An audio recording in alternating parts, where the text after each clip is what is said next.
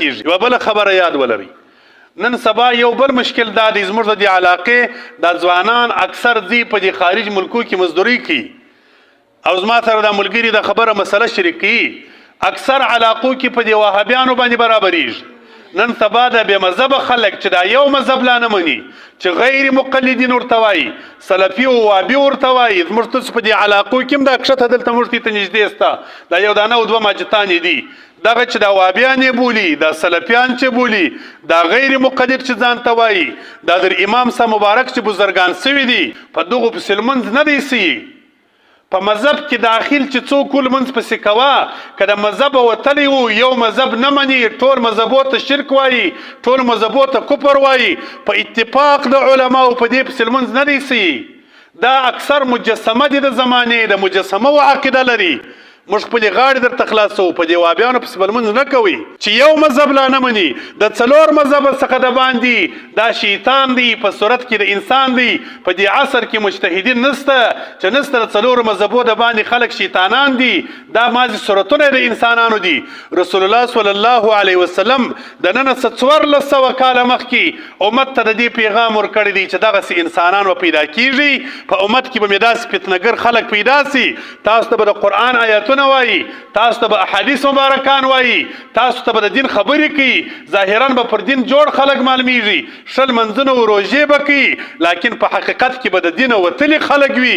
قرآن به یې در ستونې نه وي شوه سوی، په زړه کې به قرآن نه وي. د فتنې دپاره دا موږ تاسو ته نږدې دلته ماجد جوړ سو، په دې دویمه ګلۍ کې دا د څه دپاره جوړ دی دا ماجد؟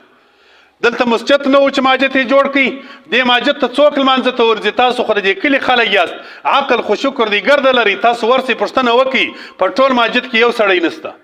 یو مقتدی نه لري، یو سړی نه لري، یو کور نه لري،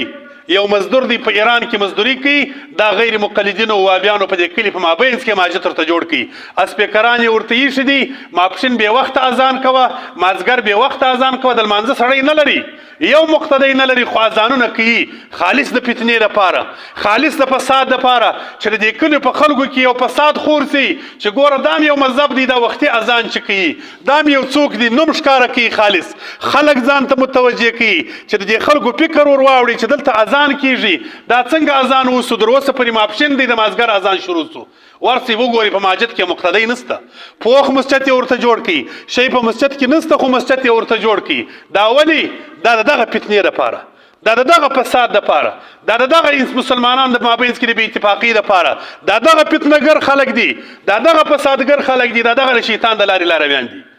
د دغو خلکو مخالفت دا پر مسلمانانو فرض دی. د دې خلکو د خدای رضا نه ده مقصود، د دې خلکو دین نه دی مقصود، دا نه دی مقصد چې ماجد جوړ کړي، په ماجد کې کامیابي راسي، دغه مقصود دی، اصل شی دغه دی، مقصد اصل دغه دی چې مسجد کې اختلاف جوړ کړي، فتنې جوړې کړي. مقصد مې دا دی، بعضې خلک ځان ته وایي په دې علاقو کې موږ د امام شافعي صاحب په مذهب یو، زموږ عوام منځونه پسې کوي، وروره که د امام شافعي صاحب په مذهبو پسې کوی، خو ډېر وهابیان دي ځان په دې شي ته منسوبوي، ډیر سلفیان دي ځان ودې شي ته منسوبوي. وهابیان او سلفیان دا د دوزخ سپي دي، دا په دوزخ کې به هلته بیا د سپو په شکل باندې اوسېږي، دا د دین خلک نه دي، دا یاد ولرئ، دا مسلمانۍ په د لارې خلک نه دي، هسې په نامه د مسلمانانو مازې یو د دین تخریب کوي. نو د دې خلکو څه ځان ګورئ، په خپلو مذهبي خلکو پسې لمنځونه کوي، د سنت طریقو اتباع وکړي، د رسول الله صلی الله علیه وسلم سنت په ځان کې عملي کړي، د حبیب علیه السلام پر سنت طریقو باندې روان سي، لنګوټې وتړي، د نبي علیه السلام لباس په ځان کې راولي، د رسول الله صلی الله علیه وسلم اخلاق په ځان کې راولي. دا مو د دنیا او آخرت کې د کامیابۍ لار ده. الله تعالی دې موږ تاسو د حق څخه نه جلا کړي. الله تعالی بلا کیف دې مو د حضرت امام ابو حنیفه رحمت الله تعالی علیه پر مذهب باندې ژوند او مرګ دې ټول الله تعالی د امام صاحب مبارک په مذهب کې را نصیب کړي، ټول زندگی دې الله تعالی موږ ته د امام صاحب مبارک مذهب کې نصیب کړي. حضرت امام ابو حنیفه رحمه الله هغه اصحاب مبارکان لیدلي وه. حضرت امام صاحب مبارک د صحابه د زمانې سړی دی، پر دې اتفاق دی د امت چې هغه صحابه لیدله، یو سړي صحابه لیدلی دي، یو سړی د اصحاب مبارکان د زمانې سړی دی. د نن زمانې یو سړی تا ته راولاړېږي، 1400 کاله بعد یې شیطان راولاړېږي او د امام صاحب مبارک مخالفت کوي. زموږ خلک پسې و یاره دام شوی، یو څوک د صحابو د زمانې څخه ماته دین را روان دي. دلته چې اسلام راغلی دی د صحابو د زمانې سره راغلی دی، پښتانه چې مسلمانان دي د هغې زمانې څه مسلمانان دي ما ته د صحابو د دور څخه دین را روان دي لاس پر لاس باندې علماو په کتابو کې راته رسولي دي دا خلک نه پوهېدل امام صاحب مبارک نه پوهېدي چې صحابه یې لیدل امام مالک رحمه الله نه و پوهېدي امام شافعي رحمه الله نه و پوهېدي په زرهاو علما مجتهدین د امت د 1400 کاله څه رقم علما تېر سوي دي دا علما نه و پوهېدل نن زمانه کې څوک راولاړېږي او تا ته نوی دین راوړي دومره قدر پوسه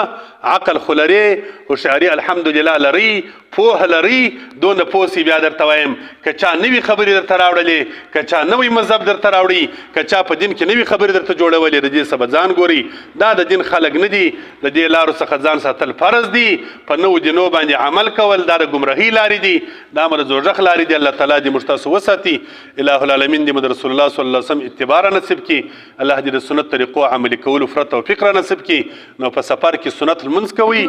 مه یې پرېږدئ چې کوشش مو وسي د نبي علیه السلام سنت مه پرېږدئ